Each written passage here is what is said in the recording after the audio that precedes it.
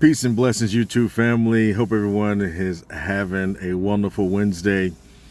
It is a beautiful day here in Atlanta. Typically, when I say that, that means it's sunny. It's high 70s, low 80s. It's none of that today. it's it's cloudy. We've already had rain today, but it's still a beautiful day, family, because we're on this side of the soil, right? And so, which is just what I want to touch base with you today in terms of just about being grateful. We've had a previous conversation about that, but just want to go a little deeper with that.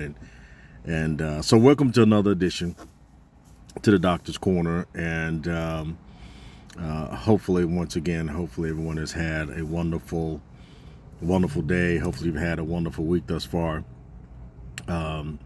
Family, we are about, what are we, 6 days now?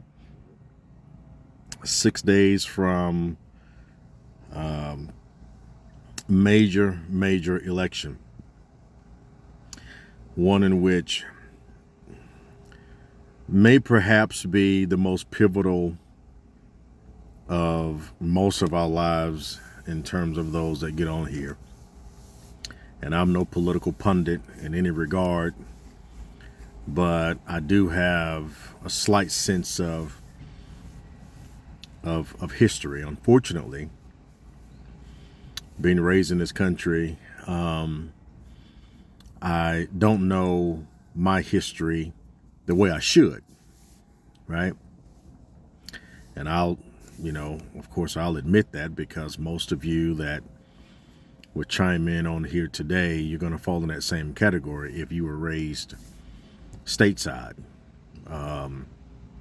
Our educational institutions were not invested in terms of teaching Black America, in terms of their history, and even more so. It's not just a matter of not being invested in that. Even worse than that was there were many who were invested to work extremely hard to prevent Black folk from knowing their history, right? I've mentioned to you in terms of, this whole channel and this community is referenced as a Doctor's Corner,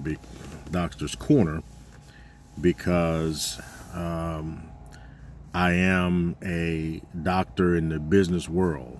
I have my doctorate in business administration with a specialty in leadership. Have my master's in organizational leadership with a master's certificate in nonprofit leadership, and my undergrad is in psychology. So, full disclaimer, when you see that title, if you're visiting here for the first time in this community, I'm not a medical doctor. I am, a doctor in the practical business world. And so, but I only mention that because you must understand I am the first in my generation, in terms of my family, to go to college.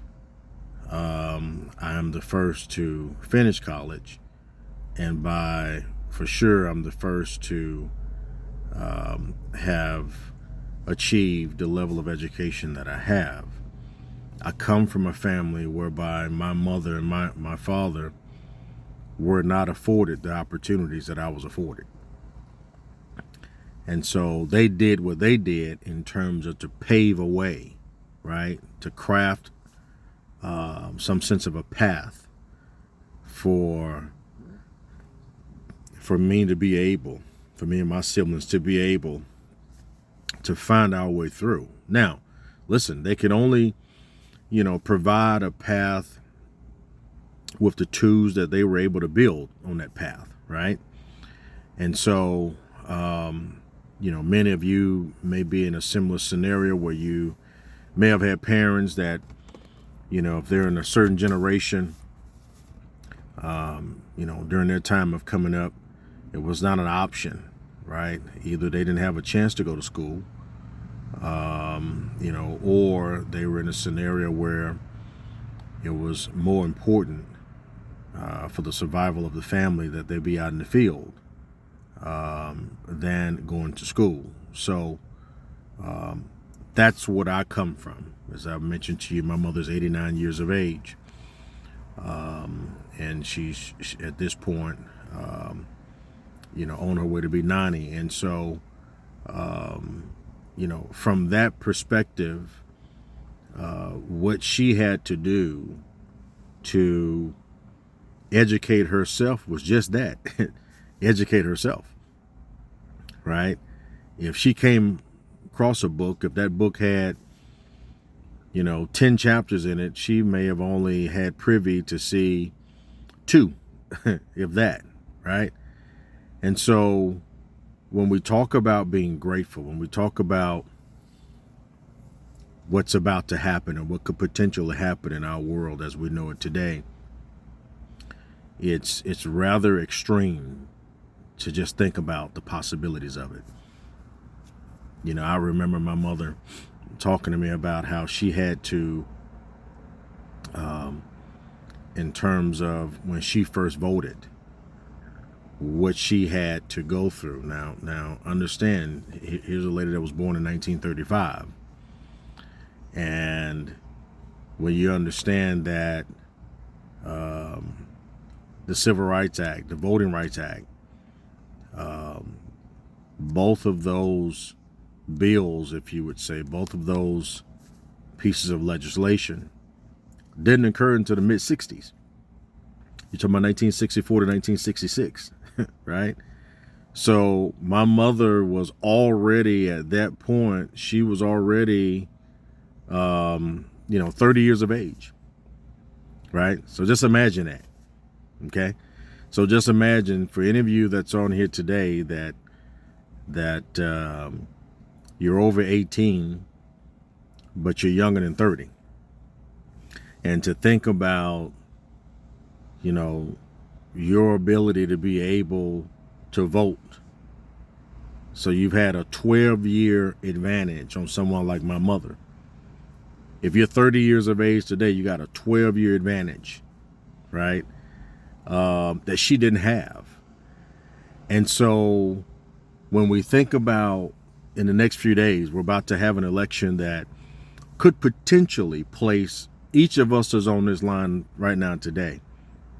This freedom of being able to come on here today, and I have this privilege to be able to create a channel, just like each of you, right? Everyone is on here now. You got the privilege. If you don't have your channel already, you got the privilege and the opportunity to create your own channel. And just think that in the next few days, in 6 days, potentially, if one person gets in, that could change like that. And this that we take for granted, this life that we know today,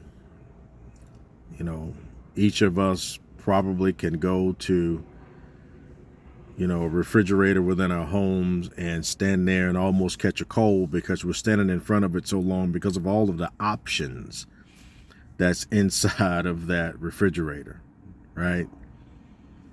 That's a tremendous privilege, family. That's not a reality that everyone has across the world, right? And so just to think that life as we know it today could change with the blink of an eye, that there are factions in 2024 of the same ilk that prevented my mother from being able to vote when she was 18, from being able to work. She and one of my aunts used to sneak away at night, and the wagon that was on its way going to North Carolina to the tobacco fields, and they would have to jump on those wagons and be covered up and travel in the wee hours in the darkness of the night to sneak to a place where they could potentially try to work where that landowner, if you want to call him that, was he was someone who was willing to work with black folk and allow them to work and try to pay them a little something and not report them, where they would end up getting, beaten, fined, jailed, or worse, killed. Right? And today we get in our cars, we could choose which one we're going to get into, and we travel. That's a true story, by the way. That's a true story my mother shared with me, right? So, I'm always say something about caregiving. That's why I've said to each of you, if you're in that position today where you have this time with your family member, take the time and really, and particularly if you have a family member right now that you're taking care of, that you are their provider, you're their caregiver, and they're not suffering from any mental illness, take this opportunity to really find out and talk to them and communicate with them. Really just talk to them and then listen. Ask questions, but then listen for them to tell you about their lives. These are people, if you got anybody in your life that you're taking care of that's 70 plus years of age, they are a walking library. We all are in retrospect.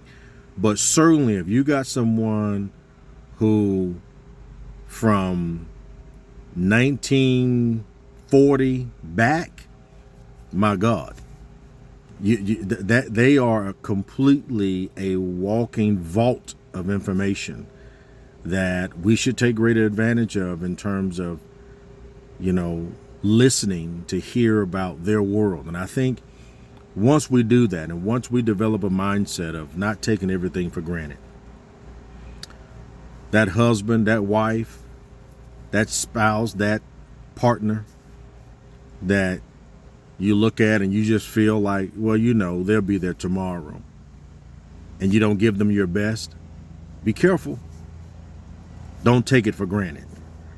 That job that you have that's paying you, enough to have this fantastic life that you have, and you think, oh, I can do the minimum. It'll be here tomorrow. Be careful.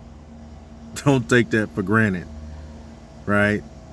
That beautiful vehicle that you're driving that gets you all over the place and saves you from all types of danger and harm, bad weather, bad drivers, all of that, and you decide you'll never clean it, never get it serviced. You put that key inside of and press that button and turn it on, or if you got one that you have to actually have the key to turn it on and using it, it'll start. I don't need to care for it. Be careful. Don't take it for granted. This world that we have, this life that we have, that we can get on here and communicate with each other in a world where we're free to do that. Where we can get in our vehicles and we can get to the airport and fly wherever we want. And we say, listen, this is the way things will always be. Be careful. Don't take it for granted, because it hasn't always been this way. And one thing that I think we all can agree upon is history, specifically for those who are ignorant to the past of it, always places themselves in a position where repeat. It will repeat. So that's what we're facing right now, family. We're facing a moment in history where life is saying, what are humans going to do?